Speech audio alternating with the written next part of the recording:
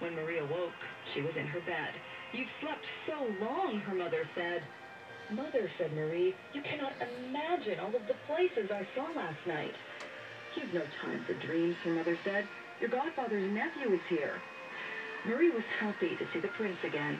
In front of the toy cabinet, he went down on one knee and said, "Marie, you saved my life on this very spot.